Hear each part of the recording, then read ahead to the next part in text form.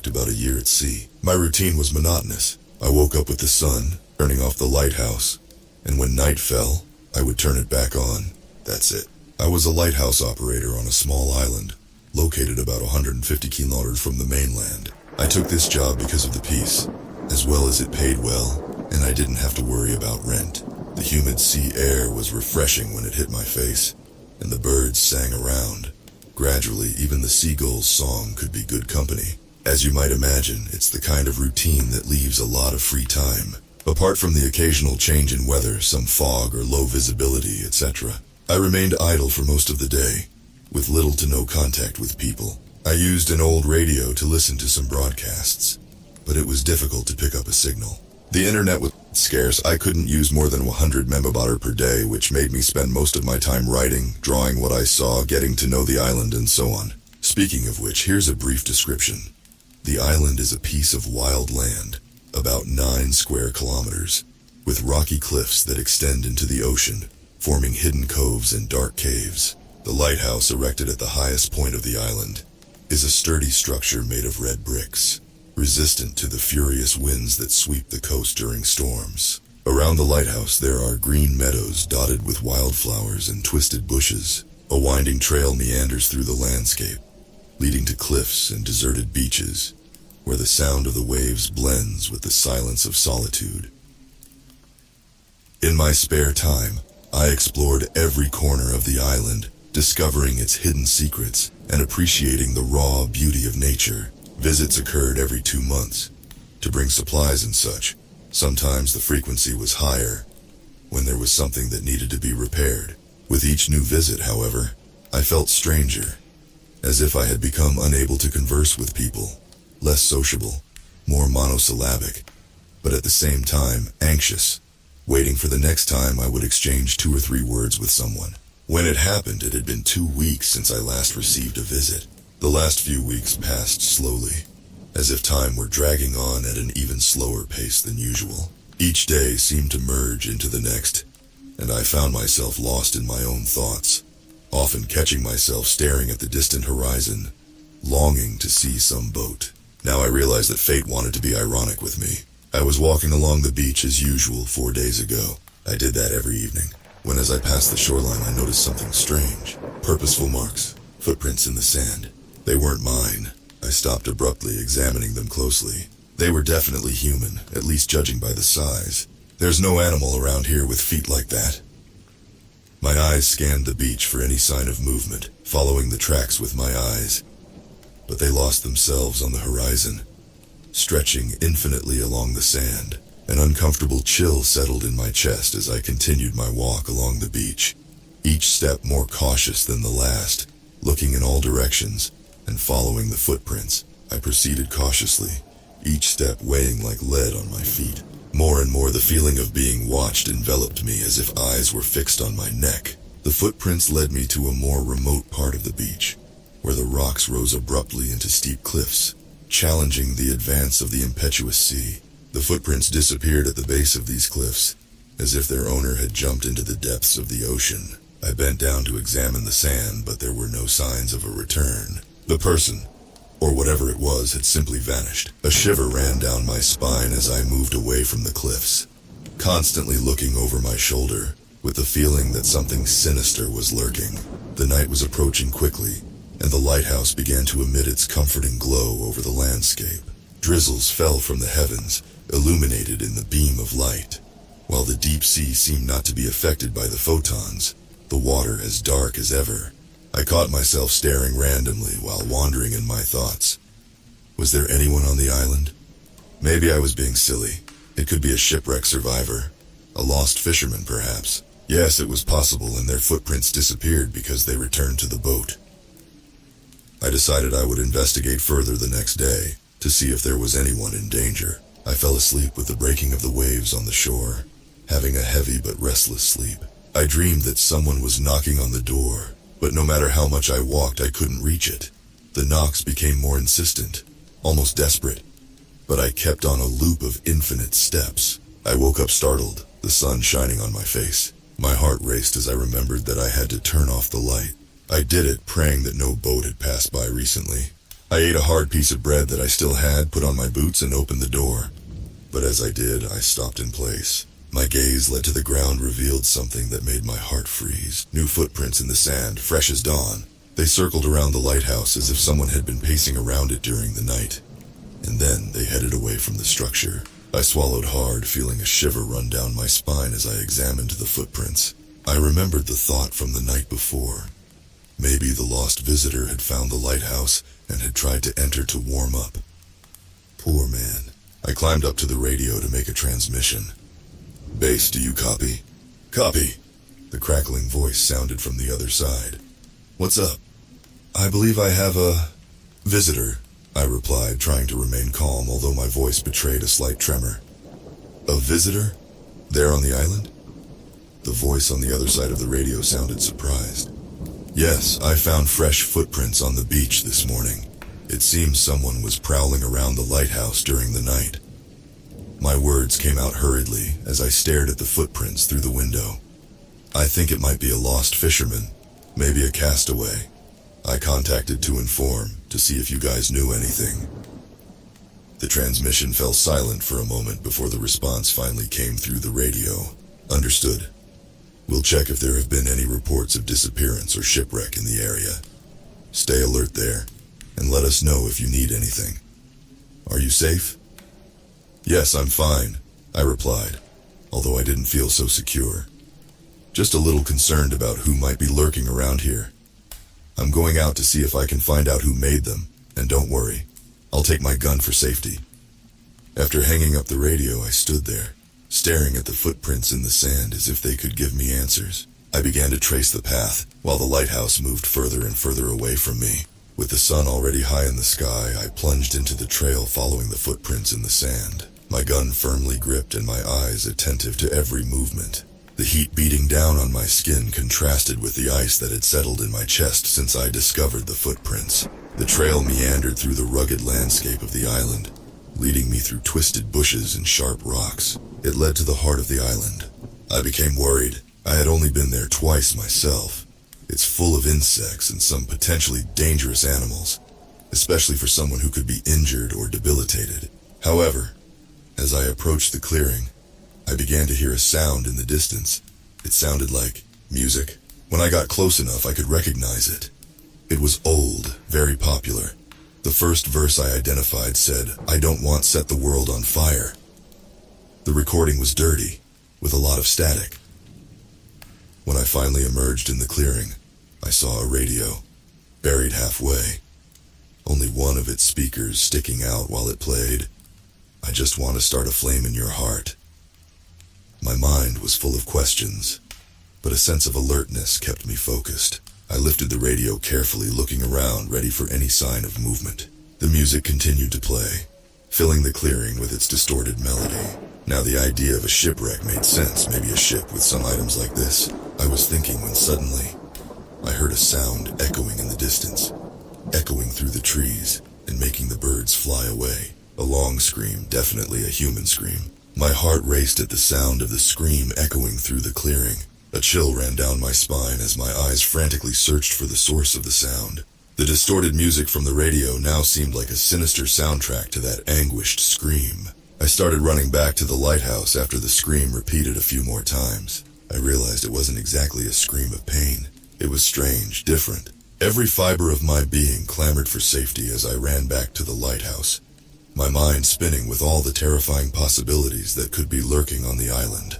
The human scream, mixed with the distorted music, echoed in my ears, filling me with indescribable agony. The feeling that something sinister was unfolding around me made me quicken my pace, my muscles tense and my eyes constantly scanning the terrain for any sign of danger. Finally, I reached the lighthouse, my breath ragged and my legs trembling.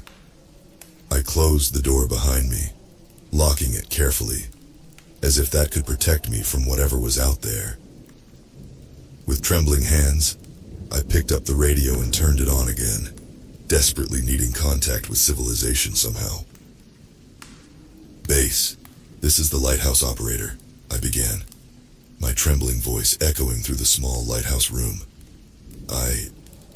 I heard a scream. It sounds human. Also, I found a radio in the forest, playing music. I don't know what's going on here, but I think it might be dangerous. There was a pause on the other end of the line, before the familiar voice of the base operator responded. Understood, we're monitoring the situation. Please stay where you are and stay safe. We've sent a boat to check what's going on. Just stay calm, we're on our way. The words were a small comfort, but the sense of imminent danger still weighed on me like an oppressive cloak. I sat in a chair, gripping the radio tightly, the minutes dragging on as I waited, desperately waiting for the rescue to arrive. My thoughts oscillated between growing fear and suffocating anxiety, my heart pounding in my chest with a terrifying intensity. The sun had already set. I had turned on the light, looking regularly, hoping to see the silhouette of the vehicle approaching, when a sharp sound echoed through the air. A sound that made my blood run cold in my veins. It was the same anguished scream I had heard before, but this time it was much closer, much more real. I looked out the window, my heart pounding hard as I tried to locate the source of the sound. That's when I saw, with difficulty, on the beach below the lighthouse, a dark figure moving among the shadows, its awkward and irregular steps. A wave of horror washed over my body as I realized it was coming here. Fear paralyzed me as I watched the figure, its erratic movements filling me with pure dread. I knew then that there was no more time to wait for rescue. I had to defend myself. I pulled my gun into my hands and waited, sitting in a chair facing the door, pointing the barrel of the pistol, just waiting for it to open the door. Everything became strangely quiet. The sound of waves crashing against the rocks was deafening, echoing inside the lighthouse as I waited, my ragged breath resonating in the silent room. Every second seemed like an eternity, and the tension in the air was palpable. My muscles were tense, ready to act at the first sign of danger. Then it happened. A sharp thud cut through the air as the lighthouse door shook. Another thud. My heart raced as I held my gun tightly, fingers trembling with tension. Another thud on the door echoed through the lighthouse, followed by the ominous sound of the scream, now much clearer. My thoughts spun in uncertainty of what to do. With the persistent thuds, however, the latch gave way, causing the door to swing open and slam against the wall with violence. On the other side, my God, it was something indescribable. It seemed vaguely human. Sticky hair cascaded over its shoulders, its skin peeling and wrinkling in places. It had prominent nails on cracked and injured fingers, and its mouth was permeated by scattered and broken teeth protruding from the gums. "Who are you?" My voice came out in a trembling whisper, my hands shaking as I held the gun. There was no response. It remained motionless, watching me with unseen eyes from the darkness. A sense of pure terror seized me as I realized there was no trace of humanity in that gaze, just a deep and frightening void. I'm armed!" I shouted, trying to keep my voice steady despite the fear threatening to overwhelm me. "I'll shoot if you don't get out of here now!" The figure remained inert for another moment before taking a step forward, its body lurching into the lighthouse. I felt a desperate panic engulf me as I squeezed the trigger, firing the gun with a deafening roar. The bullet sliced through the air with a sharp whir, passing through the figure and lodging into its leg. A guttural sound escaped from its lips, a sound that chilled me to the core. It lurched towards me with terrifying speed, its movements awkward and irregular, as if possessed by some supernatural force. I backed away, my mind screaming with terror as I desperately tried to get away from that thing. The lighthouse room seemed to have shrunk around me, its boundaries closing in on my mind as I struggled to find a way out. Then, in a moment of pure agony, my hand found the lighthouse's emergency lever. Without hesitation, I pulled it, activating the deafening alarm that echoed across the island like a cry for help. The creature recoiled, its ears seeming to hurt from the shrill sound, its movements recoiling into a fetal position. It was enough to give me a precious advantage. I ran towards the exit, my heart pounding with wild ferocity in my chest, the salty sea air filling my lungs as I moved away from the imminent danger. The alarm continued to blare behind me, cutting through the silence with its deafening cacophony. I ran along the winding trail that snaked through the island, my feet pounding against the uneven ground as I desperately sought a safe place to hide. Behind me I could hear the creature's heavy footsteps, its grunts of pain mixed with anger as it relentlessly pursued me through the rugged landscape. I knew I couldn't run forever, that eventually my weak legs would give in to exhaustion. I needed to find a way to resolve this. That's when I spotted a hidden cove, sheltered by tall cliffs of rock. In the distance, I could make out when the rotating light of the lighthouse briefly illuminated the approaching rescue boat. It was the perfect chance. Without hesitation, I ran, hope igniting in my chest as I glimpsed a possible escape route. The creature was almost upon me, its heavy steps echoing as I neared the edge of the cove. With one last effort, I threw myself over the cliff, plummeting towards the churning sea below. The wind cut my face as I fell, the sound of the waves crashing against the rocks filling my ears. For a moment I felt like I was flying, free from the terror that pursued me. But then the water came to engulf me, the force of the impact sending sharp pain through my spine. I sank into the dark depths of the ocean, air escaping from my lungs as I struggled to reach the surface. Finally, I emerged from the depths, gasping for air as I fought against the turbulent currents. I looked up, seeing the silhouette of the island against the dark night sky. The creature was there, its distorted form looming over the cliff's edge, and then it mimicked me, plunging into the water. Horror overtook me as I desperately swam towards the approaching rescue boat. I blew frantically into the whistle I had, attracting the attention of the crew, who soon aimed their flashlights at me as I struggled to keep my head above the tumultuous water. I turned back only to feel even more fear. That thing swam well, very well, its hands almost reaching me, making me see clearly the membranes between its fingers. Its eyes gleamed with anticipation, almost joy, and around its neck, something I can only compare to gills opened and closed. I felt a tug on my foot, nails digging into the skin, making me release the little air I had in the form of a scream. It got me! I could hear the shouts of the boat's crew as they spotted me in panic. I began to be pulled by it, heading straight towards its mouth full of teeth. I was staring at it, seeing the abnormally large jaw open, ready to sever my calf, when a dry snap cut through the night. I could barely process what had happened when a dark mark appeared on the monster's head. It soon turned into a green geyser, gushing that strange blood into the bullet hole. I looked at the boat, and there was my colleague with his gun pointed, the others throwing a lifeline in my direction. With renewed strength, I swam, reaching the rope and grabbing it desperately. The men pulled with all their might, dragging me out of the water as the creature disappeared into the waves. I clung to the boat, trembling and exhausted, my heart still pounding uncontrollably in my chest. As we sailed away from the island, I looked back, watching the lighthouse gradually diminish on the horizon. A sense of relief flooded over me, but also an unsettling feeling that something terrible was still there, waiting. As we passed the coast, right in front of the lighthouse, I could see in the cabin the distorted, wet, and wounded figure, its silhouette projecting sharp and accompanying us with its head. It probably realized that we had successfully escaped, and then, almost like a wolf, stood in that position they usually do to howl, and its scream echoed through the corners of the island and the sea. The men on the boat becoming terrified, I sank into the boat, trembling and sweating cold, my thoughts revolving around the terrible experience I had just gone through. I fell into a strange but restful sleep, given my exhausted state. I woke up on the mainland, greeted by a medical team that examined me with concern, tending to the wounds I had suffered in that escape.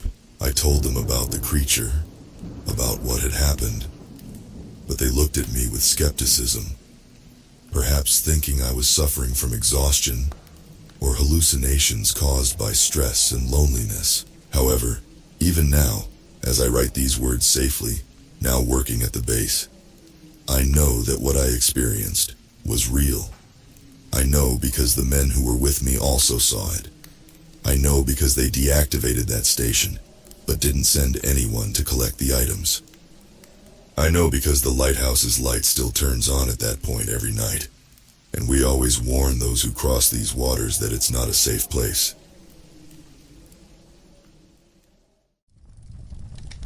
Wow, what a chilling tale of isolation and terror on a remote island. A huge thanks to the original author, Carl Sefni, for this classic creepy lighthouse tale. And be sure to check out their other chilling works, linked in the description. This story really makes you think about how quickly isolation can turn into terror when you realize you're not as alone as you thought. It's a reminder that sometimes the unknown can be far scarier than anything we can imagine. If you enjoyed this spine-tingling narration, please hit that like button to help more people discover this eerie tale. Don't forget to subscribe to the channel for more creepy stories that'll keep you up at night. I'd love to hear your thoughts in the comments. What do you think the creature really was? An ancient sea monster? A mutated human? Or something even stranger? Let me know if you've ever felt that creeping dread of not being alone when you thought you were. Your comments keep this community alive and help me pick the next terrifying story to share. Thanks for listening, and remember, sometimes isolation isn't the worst thing that can happen to you in the dark. As always, thank you so much for listening. I'll see you soon. Until then, take care. You never know